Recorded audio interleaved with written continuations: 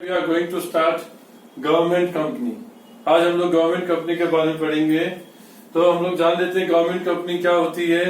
Government company कोई भी company जिसमें गवर्नमेंट का कम से कम 51% शेयर हो, जिसमें government 51% paid up share capital को होल्ड करती है या उससे ज्यादा होल्ड करती है, तो वो जो है गवर्नमेंट कंपनी हो जाती है।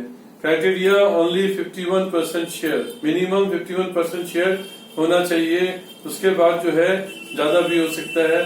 तो अगर पेड अप शेयर कैपिटल का मिनिमम 51% शेयर गवर्नमेंट होल्ड करती है तो वो जो है आपकी गवर्नमेंट कंपनी हो जाती है। ये जो शेयर होल्डिंग है सेंट्रल गवर्नमेंट ओन कर सकती है, स्टेट गवर्नमेंट ओन कर सकती है, ये एक या दो से ज्यादा मिलकर स्टेट गवर्नमेंट ओन कर सकती है, सेंट्रल गवर्नमेंट और स्टेट गवर्नमेंट मिलकर ओन कर सकती है। और जितनी भी share holding central government own करती है वो government of India, president of India के नाम से ये जो है शेयर होल्डिंग ओन की जाती है। तो अगर हम देखें तो जो फॉर्मेशन होता है कंपनीज का, गवर्नमेंट कंपनीज का, वो फॉर्मेशन जो है कंपनीज एक्ट 2013 में होता है या उससे पहले के जो एक्ट हुए हैं एप्लीकेबल रहे हैं वो उनमें रहा है। तो फॉर्मेशन जो है कंपनीज एक्ट में होता है, गवर्नमेंट का एग्जीक्यूटिव डिसीजन है, गवर्नमेंट को पार्लियामेंट से कोई भी जो है परमिशन लेने की जरूरत नहीं है। इसलिए देखें मेरिट्स, तो फॉर्मेशन की मेरिट से पता चल जाता है कि ये इजी फॉर्मेशन है, बहुत आसान फॉर्मेशन है, लेंथी प्रोसेस नहीं होता क्योंकि पार्लियामेंट से एक्ट पास कराने की जरूरत नहीं है। गवर्नमेंट अपना डिसीजन लेती है तो उसी समय जो है फॉर्मेशन कर सकती है। लेकिन साथ ही साथ में जब गवर्नमेंट कंपनीज एक्ट में कोई कंपनी फॉर्म करती है तो वो जो है एक फ्रॉड क्रिएट करती है कंपनीज एक्ट पे कि गवर्नमेंट ही कंपनीज एक्ट को कंट्रोल करती है। और यहाँ पे वो जो अपनी कंपनी को फॉर्म करती है तो उसके रूल्स एंड रेगुलेशन में लिख देती है कि कंपनी एक्ट के कौन से प्रोविजंस जो है वो एप्लीकेबल नहीं होंगे गवर्नमेंट कंपनी पे। तो ये इसका डीमेरिट्स भी है कि डीमेरिट्स ये है कि इसके फ्रॉड क्रिएट होता है कंपनीज एक्ट पे, धोखा होता है कंपनीज एक्ट पे। प्राइवेट कंपनियों को सारे जो प्रोविजंस है गवर्नमेंट कंपनीज एक्ट के वो उनके ऊपर एप्लीकेबल होते हैं, लेकिन ये जो गवर्नमेंट कंपनी है उनपे गवर्नमेंट छूट दे सकती है, गवर्नमेंट उनको एग्जम्पशंस दे सकती है। इसी चीज से जब फॉर्मेशन की बात आती है तो इसका दूसरा डीमेरिट्स भी यहीं पे नजर आता है, वो है इविजन ऑफ कॉन्स्टिट्यूशनल रिस्पॉन्सिबिलिटी। जब ये कंपनी फॉर्म कर रही होती गवर्नमेंट पार्लियामेंट को कॉन्फिडेंस में लेती नहीं है। गवर्नमेंट का ये एग्जीक्यूटिव डिसीजन होता है, पार्लियामेंट को इसकी जानकारी देने की भी जरूरत नहीं है। तो इसीलिए जो है वो अपनी कॉन्स्टिट्यूशनल रिस्पॉन्सिबिलिटी से बच जाती है, पार्लियामेंट को इन्फॉर्म करने से बच जाती है, एक्ट को पास करने से बच जाती है, तो अपने एग्जीक्यूटिव डिसीजन से फॉर्म कर लेती है। तो ये दूसरा डीमेरिट्स भी इसी फॉर्मेशन से आता है।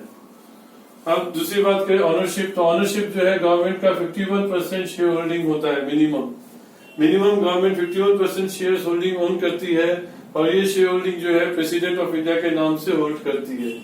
ये शेयर होल्डिंग एक सेंट्रल गवर्नमेंट ओन कर सकती है, सेंट्रल गवर्नमेंट स्टेट गवर्नमेंट के साथ मिलकर भी ओन कर सकती है। तीसरा जो है मैनेजमेंट आता है। जो मैनेजमेंट है वो बोर्ड ऑफ डायरेक्टर्स मैनेज करते हैं इन कंपनीज को। जो बोर्ड ऑफ डायरेक्टर्स है वो इन कंपनीज को मैनेज करते हैं। बोर्ड ऑफ डायरेक्टर्स जो है वो नॉमिनेटेड मेंबर्स होते हैं शेयर होल्डर्स के। शेयर होल्डर्स जो है बोर्ड ऑफ डायरेक्टर्स के जो मेंबर्स है उनको इलेक्ट करके भेजते हैं। तो जब शेयर होल्डिंग की बात आती है तो उसमें गवर्नमेंट शेयर होल्डिंग भी है और प्राइवेट शेयर होल्डिंग भी है। जो गवर्नमेंट शेयर होल्डिंग है गवर्नमेंट अपने नॉमिनेटेड मेंबर्स को भेजती है और जो प्राइवेट शेयर होल्डर्स है वो भी अपने नॉमिनेटेड मेंबर्स को भेज सकते हैं। तो इसका जो फायदा मिलता है उसका फायदा जो है ये आपको इसमें मिलता है, बेनिफिट ऑफ प्राइवेट पार्टिसिपेशन। जब प्राइवेट शेयर होल्डर्स अपने इंडिविजुअल मेंबर को भेजते हैं तो वो जो है प्राइवेट शेयर होल्डर्स भेजने से वो अपने एक्सपर्ट होते हैं, प्रोफेशनल्स होते हैं, उनको इलेक्ट करके भेज सकते हैं, जिसका बेनिफिट जो है गवर्नमेंट कंपनी को मिलता है। लेकिन साथ ही साथ में हम बोले तो इसका एक ड्रॉबैक भी है कि इसकी जो मैनेजमेंट होती है आमतौर पर मेजोरिटी शेयर होल्डिंग जो है गवर्नमेंट के पास होती है। तो गवर्नमेंट के जो मेंबर्स होते हैं नॉमिनेटेड मेंबर्स वही इसको कंट्रोल करते हैं, उन्हीं का पूरा सेइंग होती है, पूरा कंट्रोल होता है कंपनी के ऊपर। तो एक तरह से ये जो है लैक ऑफ प्रोफेशनलिज्म भी हो जाता है यहाँ पे। इसकी बात करें तो ये यहाँ पे आएगा लैक ऑफ प्रोफेशनलिज्म। इसमें गवर्नमेंट जिनको नॉमिनेट करती है बोर्ड ऑफ डायरेक्टर्स में, वो गवर्नमेंट सर्वेंट्स हो सकते हैं, सिविल सर्वेंट्स, वो पॉलिटिशियंस हो सकते हैं, उनको नॉमिनेट कर सकती है, मिनिस्टर्स हो सकते हैं। तो ये जो है मैनेजमेंट क्वालिफिकेशन रखे, मैनेजमेंट की काबिलियत हो, इनमें ऐसा जरूरी नहीं है। तो यहाँ पे लैक ऑफ प्रोफेशनलिज्म भी आ जाता है इसी से। चौथा जो है सेपरेट लीगल एंटिटी है। इसकी फीचर में सेपरेट लीगल एंटिटी का मतलब है कि ये अपने नाम से कॉन्ट्रैक्ट में एंटर कर सकती है, किसी और के साथ कॉन्ट्रैक्ट कर सकती है अपने नाम से। दूसरा, ये प्रॉपर्टीज ओन कर सकती है अपने नाम से, और ये दूसरों पे केस भी कर सकती है, और कोई इसके ऊपर भी केस कर सकता है। तो ये इसका फीचर है। फीचर से इसका फायदा ये भी है कि इसकी इंडिपेंडेंट अपनी स्टेटस होती है गवर्नमेंट से अलग, इसकी अपनी पहचान होती है गवर्नमेंट से अलग। ये जो प्रॉपर्टी ओन करती है अपने नाम से, ये इसका मेरिट्स है। फिर आता है ऑटोनॉमी। ऑटोनॉमी जो है इसको कुछ छूट मिलती है, ऑपरेशनल एंड फाइनेंशियल ऑटोनॉमी दोनों। एडमिनिस्ट्रेटिव भी बोल सकते हैं, फाइनेंशियल ऑटोनॉमी भी मिलती है इसको।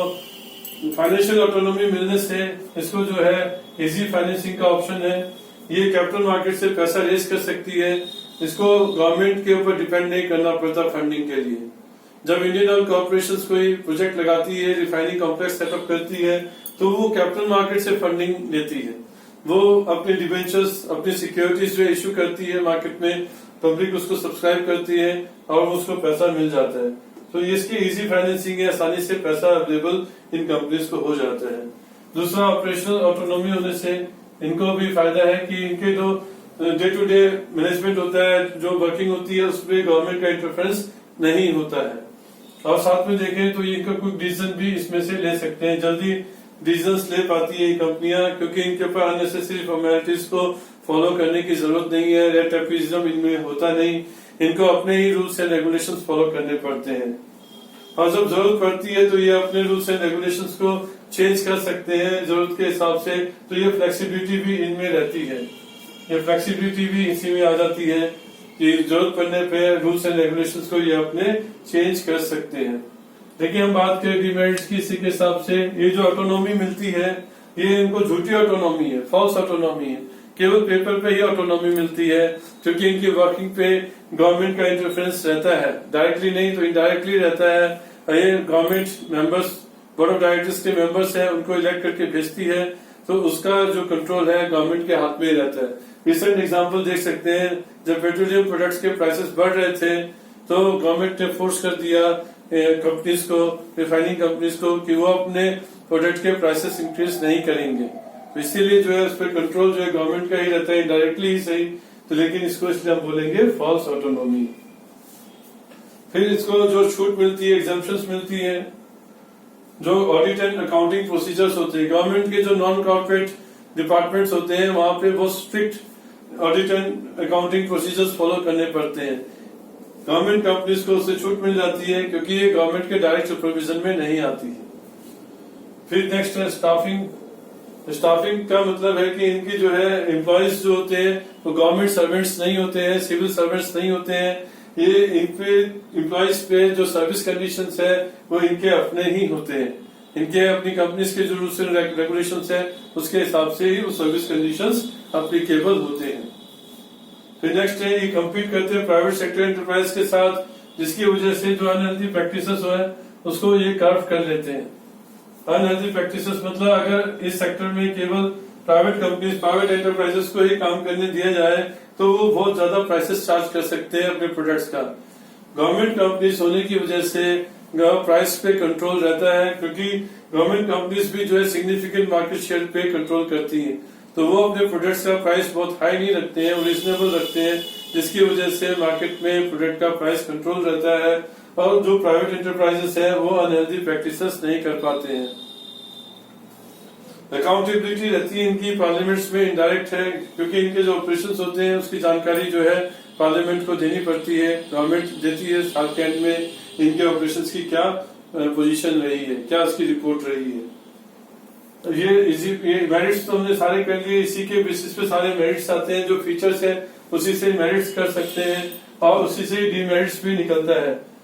लैक ऑफ अकाउंटेबिलिटी का मतलब है, एक ये सब हमने कर लिया, पहला, दूसरा, तीसरा भी कर लिया, false autonomy, lack of professionalism भी कर लिया। लैक ऑफ अकाउंटेबिलिटी का मतलब है कि लैक ऑफ अकाउंटेबिलिटी जो है ये डायरेक्टली जो है पार्लियामेंट की तरफ नहीं होती है, पार्लियामेंट से इनडायरेक्ट है। तो थैंक यू स्टूडेंट्स, हमारा जो है टॉपिक कंप्लीट हो गया।